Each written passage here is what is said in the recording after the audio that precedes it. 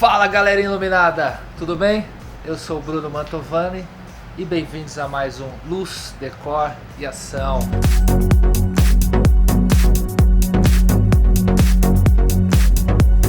LRV, Light Reflecton Value, essa questão ali do ROI, saturação, valor, né? Que acho que resume o que a gente está falando aqui. O que acaba acontecendo assim, quando a gente fala de espectro de cores, né, você tem essa questão que a gente falou dos produtos, né, são espectros desenvolvidos especificamente para produtos, existem LEDs que são espectros desenvolvidos especificamente, por exemplo, para horticultura, né, para plantio, onde você consegue até mudar algumas condições da própria planta, açúcares, vitaminas, né, o próprio formato da planta é alterado através da luz.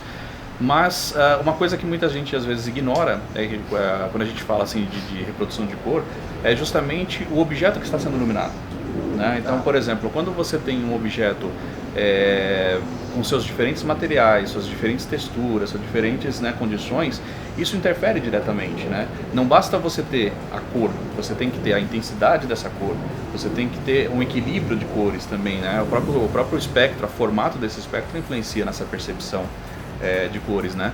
Então, você conhecer muito essa questão do pigmento da tinta que você está usando, a própria tinta que você está usando, a textura que essa tinta entrega, os objetos que você está alimentando, aquela questão da sombra, né? Às vezes a sombra dura contra a sombra, né? A sombra dura evidencia a textura, a sombra mais soft, mais suave, ela vai tirar um pouco dessa textura, tal, ela vai distribuir um pouco melhor essa luz.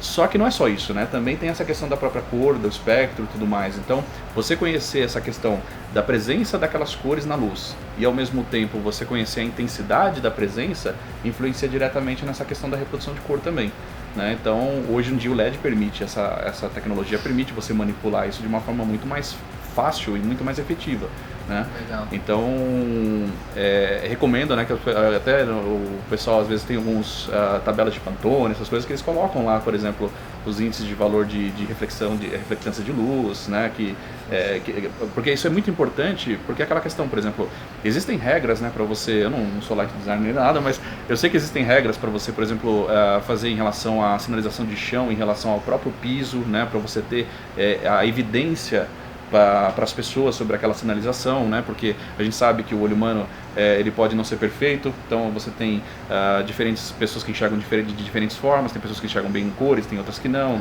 né? Então a percepção muda de ser para ser, né? No caso, para a gente, e eventualmente esse contraste, né? Esses índices de reflectância de luz, eles interferem diretamente nisso. Então, se você usar o contraste errado, eventualmente eu consigo ver a sinalização, mas um idoso, por exemplo, pode já não ter essa percepção. Então, quando você consegue trabalhar bem essa questão do contraste, esses valores de contraste, você começa a ter, de fato, que todas as pessoas que vão passar por aquele ambiente, mesmo que não enxerguem aquilo da mesma forma, eles vão ter a percepção daquela sinalização. Então, é uma coisa bem interessante, né, ser feito, né? Então... O que eu ia te perguntar, assim, pra gente fechar aqui, que no dia que você conversou com a gente...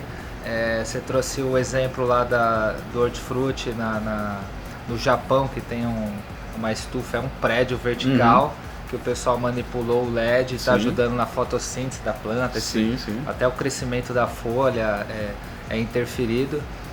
E aí a pergunta aqui, aquela pergunta do milhão, o que você acha que vai ser o futuro do LED nessas manipulações todas? Se a gente for pensar hoje, existem várias frentes de estudo sobre essa questão das influências nos vários atores do ecossistema, né? Existem a influência da luz artificial na planta, existe a influência da luz artificial em nós, né? A questão do ciclo circadiano. Hoje já existem LEDs, por exemplo, que estão sendo projetados para o ciclo circadiano, não é simplesmente misturar as duas temperaturas de cor, porque não é só isso, né? Existem várias questões importantes, além da própria luz, intensidade, presença, tem uma série de coisas. Existem LEDs que estão sendo agora com espectro manipulados para isso, né? Para conseguir ser específicos para esse tipo de aplicação.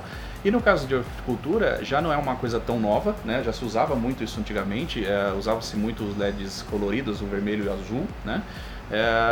Essa é uma questão interessante nessa questão da manipulação do espectro, porque o vermelho e o azul, pelas pesquisas, eram os que, de fato, você controlando a presença de cada um deles, você tinha o enraizamento a parte do controle da raiz, depois o crescimento do caule, depois a distribuição de folhas, o tamanho da folha, isso tudo você controlava com essa mistura. Só que, se você procurar fotos de fazendas desse tipo, né, fazendas verticais que a gente chama, era uma luz bem rosa, bem forte rosa e tal, e isso pro olho humano é péssimo, a gente se incomoda muito com essa luz, né? E aí os fabricantes, o pessoal dessas fazendas, começaram a colocar um LED de cor lima para fazer como se fosse um RGB. Por quê? Porque a mistura das três dava branco. Então pra gente ficou mais confortável estar num ambiente desse tipo, né? Só que depois, estudos demonstraram que existem muitas plantas, por causa da própria planta, né? Por exemplo, o material ele não é necessariamente totalmente opaco, né? A planta muitas vezes ela tem uma parte de opacidade, mas também tem uma absorção. Então eles começaram a observar que tem algumas plantas que podem absorver 60% da luz verde. Coisa que antes não se fazia estudo. Eu já vi estudos de pesquisa de doutorado, por exemplo, na Coreia, onde através da presença ou não do LED verde e dessa mistura, você tinha um alface que ele crescia fechado ou ele crescia aberto. Olha só. Né? Então, só misturando isso, né? Existem estudos que já mostraram, né? A própria Nishia, que é um dos fabricantes de LED, eles fizeram alguns estudos nessa área, onde eles conseguiram, através da manipulação da luz, diminuir açúcares num alface, numa planta, por exemplo. Então, você começa a ter é como se eu faço assim, você está trazendo o sol de volta para a planta, porque está tirando aquele espectro padrão da luz artificial, só que você está, de certa forma, trazendo de volta com um improvement, controle, né? Uma coisa maior, mais benéfica, meio controlada, para que você possa, de fato, trazer novas questões, né? Então, já tem, por exemplo, essas fazendas verticais, existem prédios de 20 andares já, onde você, por ter um ambiente controlado com ar-condicionado, você não tem exposição ao tempo e tudo mais, você nos agrotóxicos, você no máximo vai fazer uma detetização local de inseto, né? Você tem uma questão do controle da hidroponia, que às vezes é muito usado junto para a questão das vitaminas, mas a luz também é utilizada, então você começa a ter uma eficiência nessa produção muito grande. Você tem comparações às vezes de diferentes culturas que você tem num metro quadrado X, com LED você tem o dobro, né? Então eu acho que cada vez mais, com o espaço cada vez mais reduzido das cidades, onde crescem prédios para todo lado, tudo mais, ou seja, de fato o solo está cada vez mais difícil de achar, né? Então a tendência é que surjam cada vez mais através desses estudos, né? Provavelmente vão surgir LEDs meio que específicos para cada aplicação, um LED específico para alface, outro LED específico para... Né? Essa é uma tendência, né?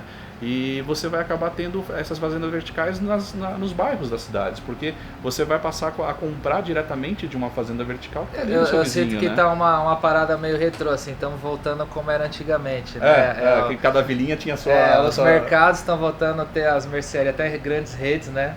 Com os mercados pequenos. Como eu tenho um pai que era comerciante nessa área de mercado, então eu sempre comparo nessa parte. E eu percebo que a luz também está ajudando a influenciar. Como a gente deu o exemplo de melhorar o comércio, a luz está ajudando a melhorar a questão aí das plantas. Então você não vai, de alguma maneira, ter um controle da poluição, não está exposta a fumaça do carro, caminhão. Você não vai ter os insetos, não vai gastar com agrotóxico.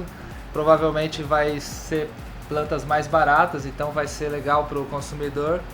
Muitas vezes o agricultor ele estava suscetível a mudanças de temperaturas, né? Então, o próprio clima, né? Então muito interessante aí os temas aqui que debatemos hoje. Gostaria de agradecer mais uma vez. Eu que agradeço o convite. Ter vindo.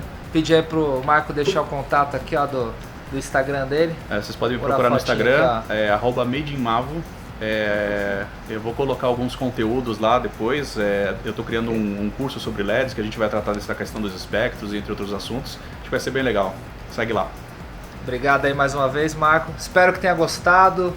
Assine o canal, ative o sininho. Quarta-feira às 11 tem mais.